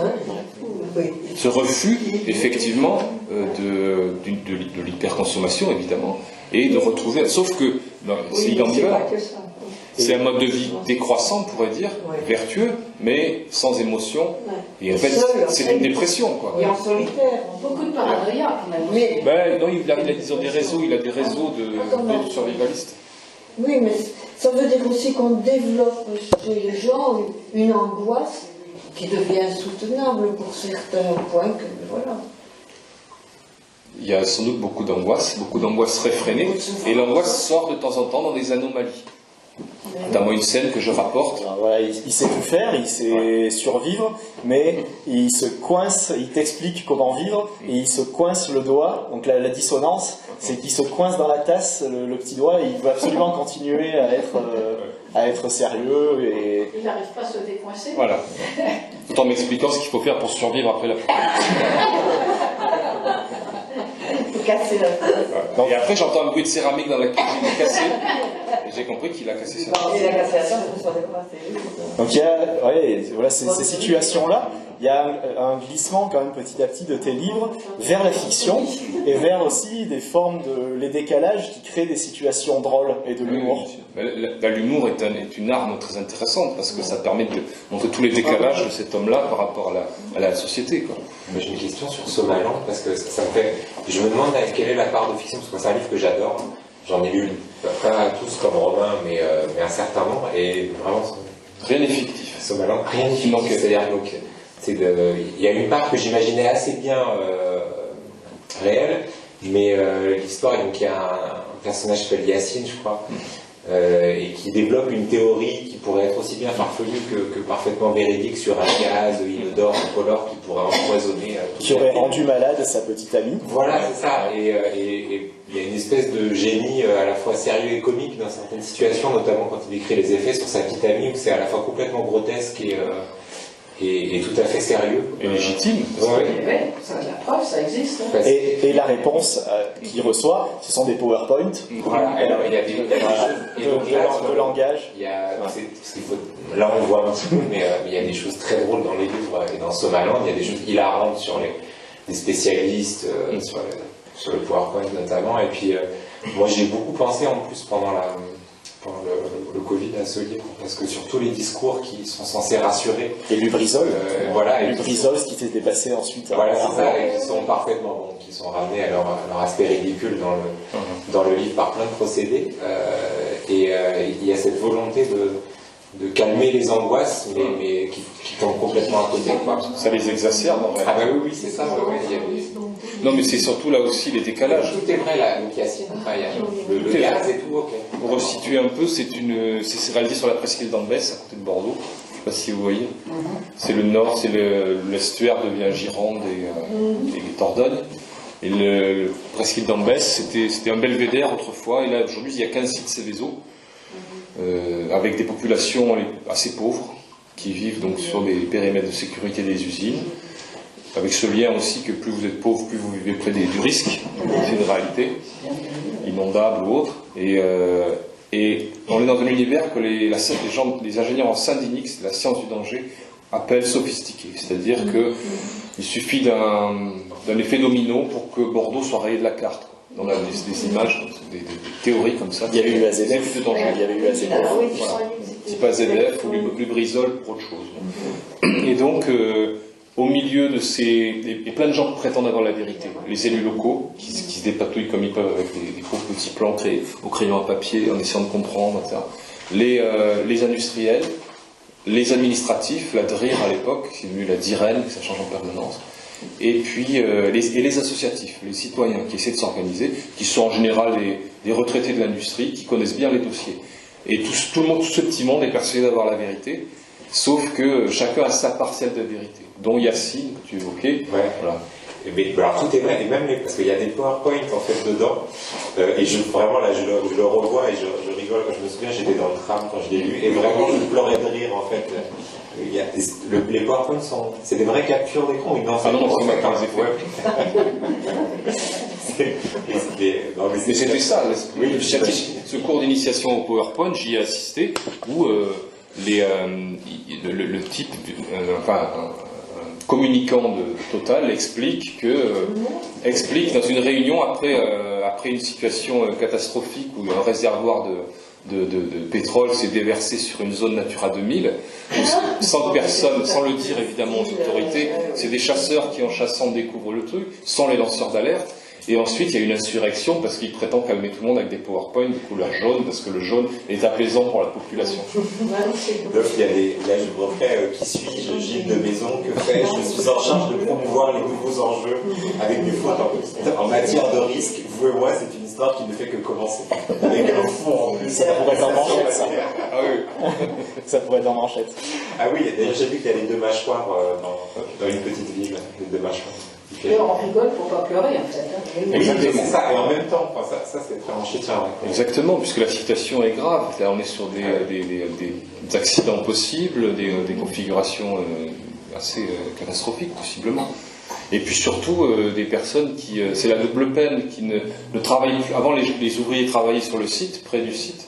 Et maintenant, c'est très automatisé, ces usines à risque. Donc, ils ne sont même plus embauchés comme vigiles. Et là, le quartier que je décris, c'est des personnes qui, toute la journée, respirent quand même une odeur épouvantable. C'est pour ça qu'Yacine, lui vient l'idée que, ça se trouve, c'est pas l'odeur qu'on sent, le problème, c'est une odeur... il a étudié les études de danger. Et voilà. Et il fait penser à Menocchio. Menocchio, c'est un livre de Carlo Ginzburg qui raconte l'histoire d'un meunier qui, au XVIIe siècle, analphabète, essaie de montrer aux autorités religieuses du Frioul, en Italie, que la cosmogonie, que la Bible, ils se sont trompés, en fait. Alors évidemment, il va finir sur le bûcher.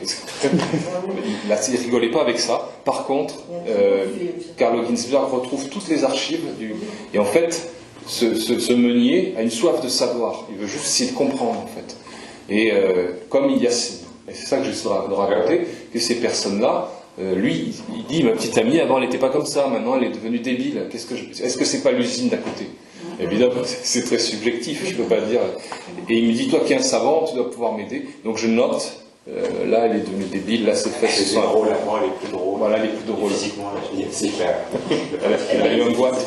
C'est le problème dans ces trucs-là, c'est que chacun ayant une réaction individuelle, comment le prouver? Parce que pour elle, elle a peut-être été affectée par ça, mais 20 autres personnes vivant dans le même environnement rejeter dans le complotisme, parfois, c'est pareil. Mais le complotisme, ça peut être une exigence de vérité aussi. Ouais. Et là, la chronicité, puisque je vais voir un épidémiologiste, je lui demande qu'est-ce qu'il faut faire pour... Il me dit d'abord, c'est raisonnablement improbable, l'hypothèse de Yacine, mais c'est pas totalement improbable.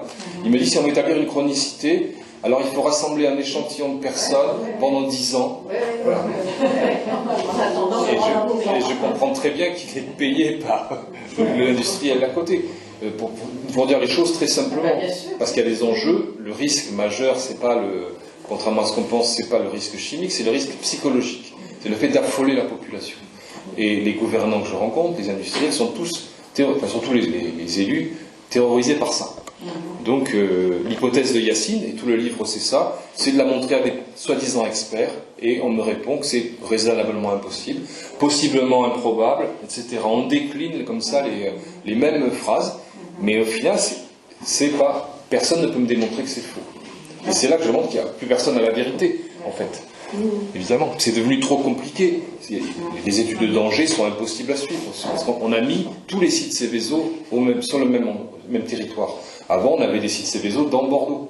Mais comme Bordeaux est classé au patrimoine mondial de l'UNESCO, on ne veut plus du dans l'agglomération.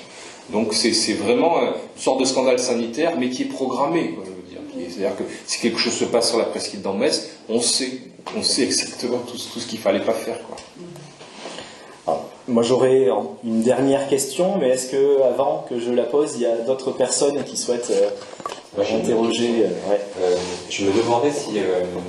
Bon, j'ai compris que ça évoluait un peu vers la fiction, les livres, mais est-ce que c'est lié ou pas au fait qu'au fur et à mesure que vous écrivez des livres, est-ce que le regard des gens, et notamment de vos proches, change un peu? C'est-à-dire que est-ce qu'ils s'imaginent que, par exemple, leurs paroles où leurs actes pourraient après être sont intégrés dans des livres. Est-ce que c'est ça observé par quelqu'un qui pourrait écrire après? Est-ce que ça ne modifie pas aussi un peu les situations? Si, ça, oui. Certains en parlent, d'autres non. Mais oui, ça modifie. Est-ce que c'est lié au fait que ça tend vers la fiction finalement, comme si c'est pas du tout... Oui, c'est-à-dire que je peux parler de mon épouse, mais il va falloir trouver les mots. Et la fiction devient une façon d'en parler. Elle travaille dans le métier du soin, donc là, comment je peux expliquer qu'elle elle a peu de lien avec le personnage que je décris dans mon livre, mais pour autant, elle a mal pris. Ouais. Ah oui, il y a un prix à payer. Après, on a discuté, on a parlé, j'ai dit, mais c'est qu'une fiction. C'est ça La fiction devient plus réelle quelquefois que les faits. Du coup, c'est lu et relu, et puis ça devient autre chose. C'est ça, je ne suis pas responsable de ça, c'est ça qui est intéressant. Et puis c'était à nouveau cette idée dans ce contexte très liberticide là, de 2019 à 2020-2021, à nouveau pousser le curseur vers, j'arrête pas de prononcer cette expression, mais parce que c'était vraiment ça, vers le roman de science-fiction, d'anticipation, qui n'est pas tant que ça, puisque le drone qui vient... Vérifier si on est sorti ou pas. Oui, c'est très d'actualité. En fait. On a même des drones tueurs aujourd'hui, on fait la guerre avec les drones. Le drone est devenu une espèce de policier volant. À Gaza, par exemple, il y a des drones et il y a le bruit permanent des drones israéliens au-dessus de Gaza. Ils vivent avec ce bruit permanent. Ils les visent pas des fois. Ils ne tirent pas dessus des fois. Oh si, ils essaient. Bien sûr. Il faut.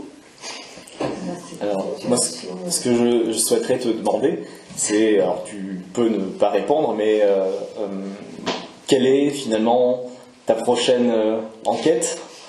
Est-ce que sur quoi tu travailles en ce moment? Qu'est-ce qui nourrit tes réflexions?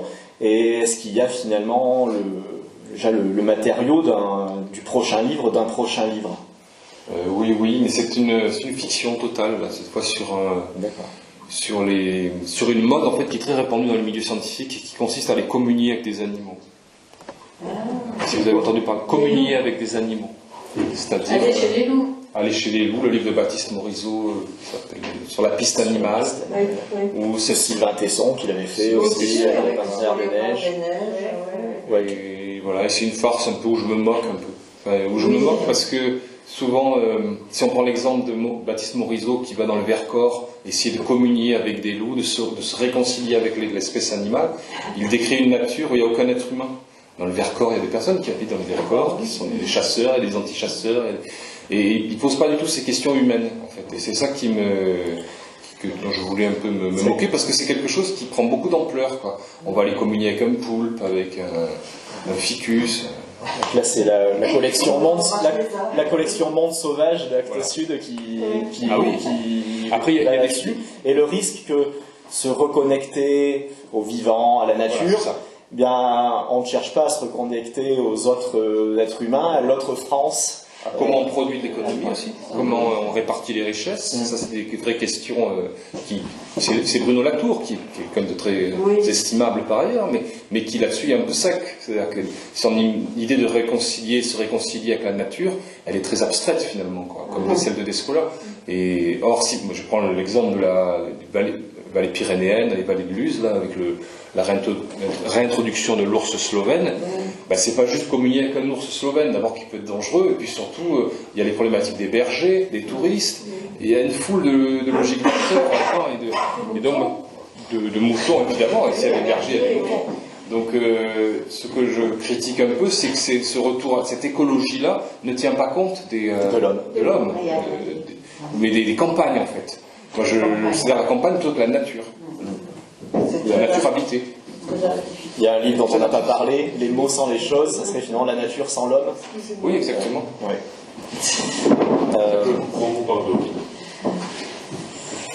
Donc ça sera un roman. Tu l'appelleras roman? C'est une sorte de petite fable. Une fable, d'accord. Fable, voilà. Donc je voudrais, à moins qu'il y ait d'autres questions, te remercier. Merci à vous pour votre accueil, très chaleureux. D'être venu. Et ce que je vous propose maintenant, c'est de communier avec les livres d'Éric en les achetant auprès de la librairie. Et si vous voulez, un petit mot, une petite dédicace. En tout cas, merci beaucoup. Merci pour ton accueil. Merci à vous.